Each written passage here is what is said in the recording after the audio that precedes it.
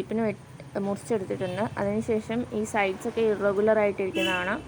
അപ്പോൾ അതൊന്ന് ജസ്റ്റ് വെള്ളം കൊണ്ടൊന്ന് ടച്ച് ചെയ്ത് കൊടുക്കുക, ഒന്ന് സ്മൂത്താക്കി കൊടുക്കാൻ വേണ്ടിയിട്ടാണ്.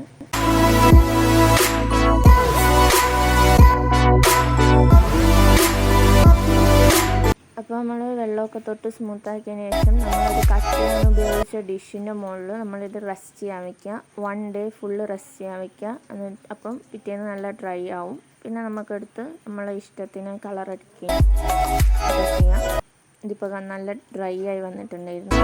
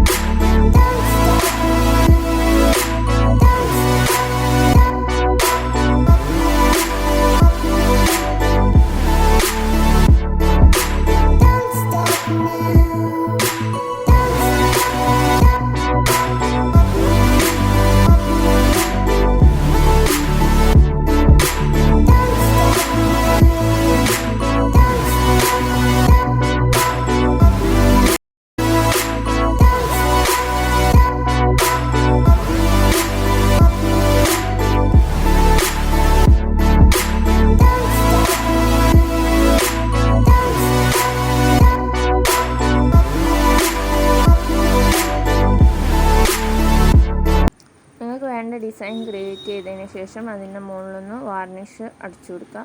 ജസ്റ്റ് ഒരു കോട്ട് അടിച്ചാൽ മതിയാവും. എന്നിട്ട് അത് ഡ്രൈ ആക്കാൻ വയ്ക്കുക. വേഗം തന്നെ ഡ്രൈ ആവും. ബോട്ടിലായിട്ട് ചെയ്യുമ്പോൾ വാർണിഷ് അടിച്ചിട്ട് കുറേ നേരം വെയിലത്തൊക്കെ വെക്കേണ്ടി വരും. അതുപോലെ ഒന്നും വേണ്ട, ഇത് വേഗം തന്നെ റെഡിയാവും.